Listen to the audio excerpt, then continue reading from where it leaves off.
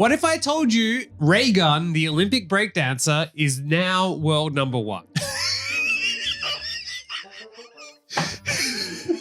1 hour later. I'm sorry, what did you say? Ray Gunn just returned home to Australia after being named number one in the world In what kind of measure is she number one in the world? by the world breakdancing people. You don't score a single point and somehow be the world number one at something. You're That's forgetting not that possible. she came dead last in the Olympics. Exactly. And also, despite being a doctor, did you know this? That No. Ray Gunn is a doctor. And do you want to take a guess what she's a doctor in? It's got to be just like general practice, broken bones at like hospitals and stuff. She's a doctor in breakdancing. No. This is why I feel like we are entitled to be upset about this because we paid for this. Are you taking the piss at this point? Come on. It is really sad to How do you get a doctorate in breakdancing? According to Snopes, this is both true and false. And the reason why it's false is because technically her degree is not in breakdancing. However, her PhD thesis is titled Deterritorializing Gender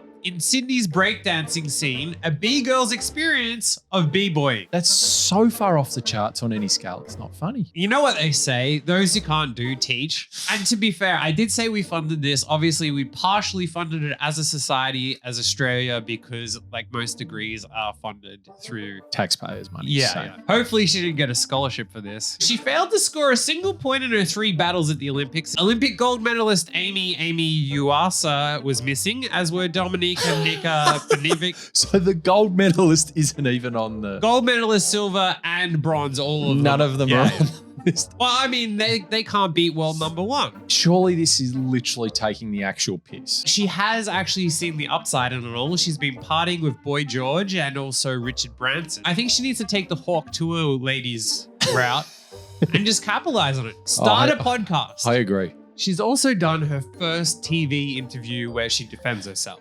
It has been honestly so amazing to see the positive response to my performance. What positive reaction? Who has actually been positive? I mean, Marcus, you fell in love with her, but like other people have been like, it's probably not been the best. Who is she kidding? If that's what she thinks is positive, okay. Yeah, God, imagine what would negative be. It's like I never thought that I would be able to connect with so many people. Also, the other part of it is that obviously she's going to get like TV deals out of this. Like she's going to make way more money than if she just did some average dance and no one noticed it. Gonna do better out of it now than if she had have actually won the gold medal, probably. Absolutely. Like the sport is dead now, partially thanks to her, but She's almost killed the sport. How dark did it get for you?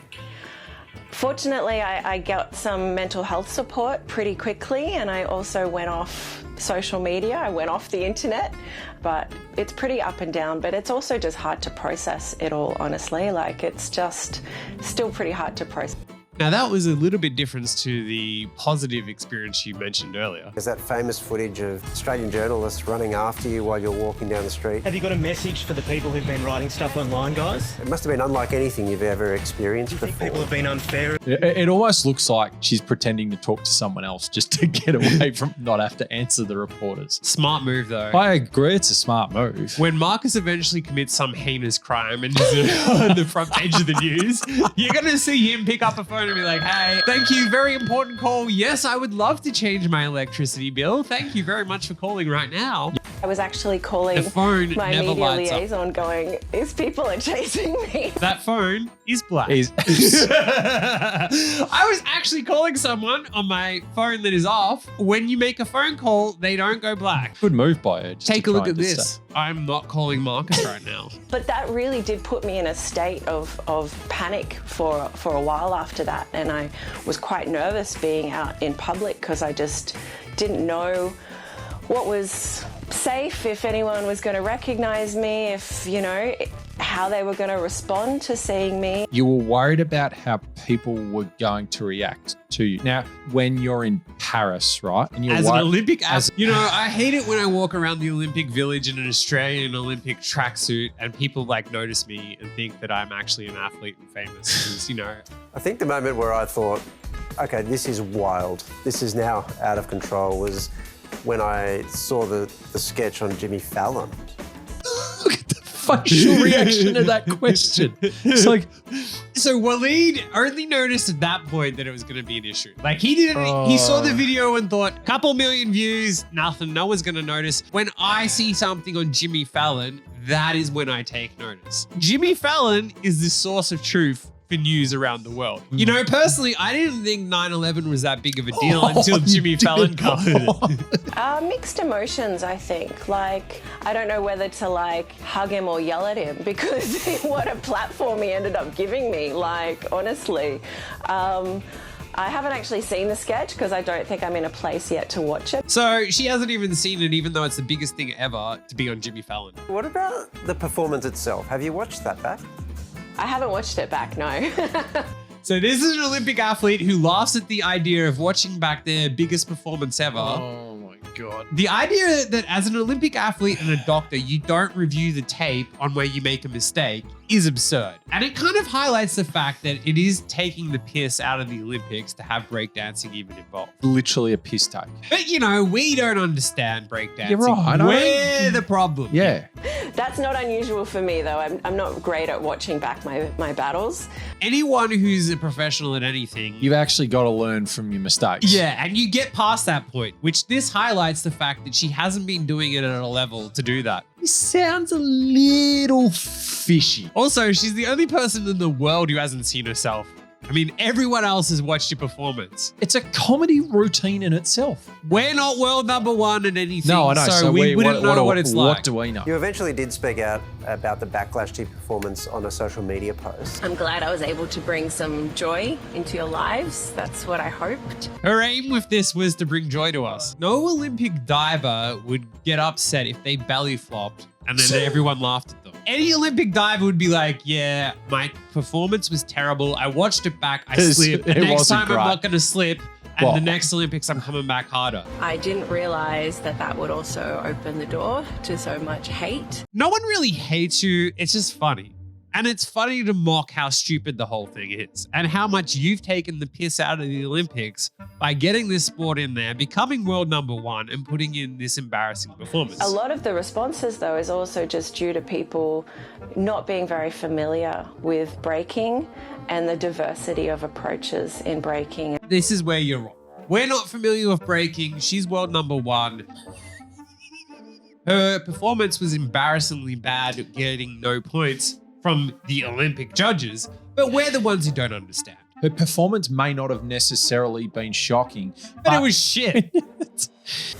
In the aftermath of your performance, it got pretty wild, actually. There were all kinds of conspiracy theories going on. Gunn, who set up her own governing body for breakdancing, has manipulated the selection process. You would dismiss most of this as being, yeah, absolutely. Like, these are just people putting out stupid stuff, right? Like, we can't believe these wacky conspiracies. Ray Gunn's husband was the judge that got her through. Coach of the national team and the team selector. Unsurprisingly, they run a qualifier that gets 15 entrants and Ray Gunn is selected. An online petition gathered more than 50,000 signatures questioning her selection and calling for an investigation. How did you feel when you saw those? Now, before we get into this, you have to watch her response.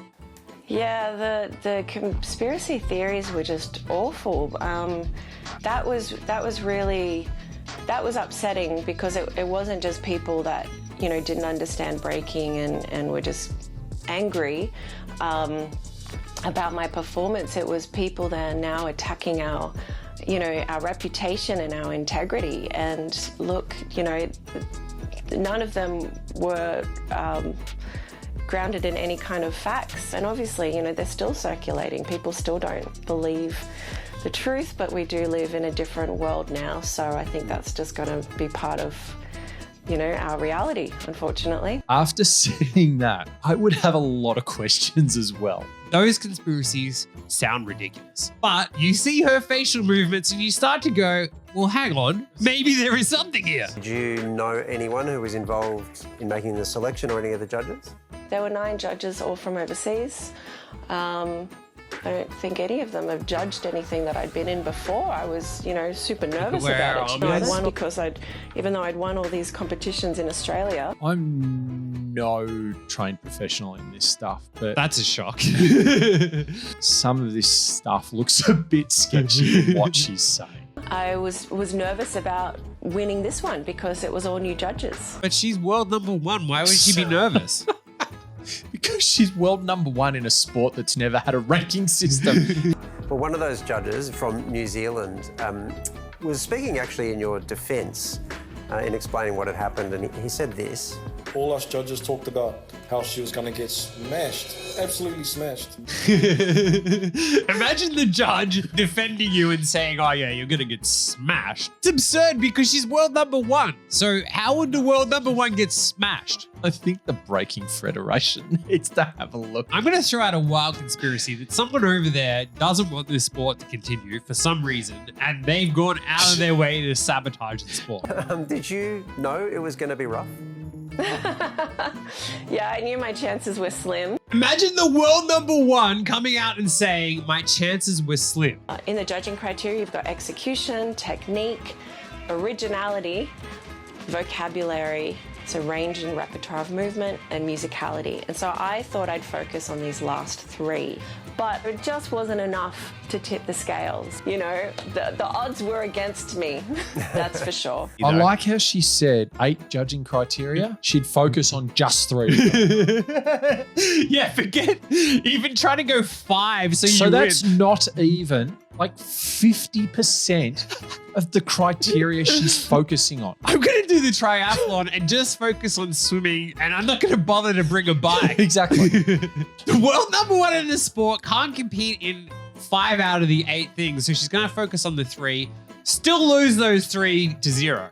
Unfortunately, we just need some more resources in Australia. That's it. That's what's holding everything back. Hold on. Is the resources. We need more resources in Australia. Because we need more doctors like her to go out there and teach us how to do it. Oh, shit, that's funny. In the last year, I have trained my hardest. I have trained so hard.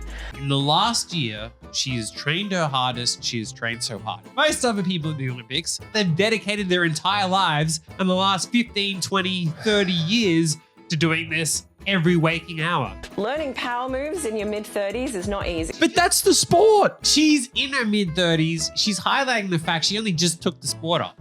Now, there are a lot of people around the world who were breakdancing for a significant amount of time. I would not expect the world number one to be like, yeah, I just picked up breakdancing. This isn't a sport that was invented last year. I have really, put my body through it, put my mind through it.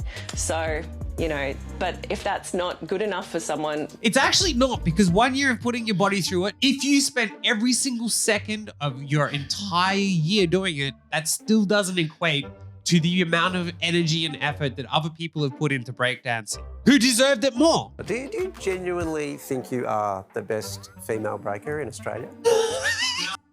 Well, I think my record speaks to that. I was the top-ranked Australian B-girl in 2020 and 2022 and 2023. I've been invited to represent at how many World Championships, Paris, Korea, so the record is there, but anything can happen in a battle. Now, it does also highlight that she's been doing this for many years and yet only started putting so much work into the Olympics for 1 year.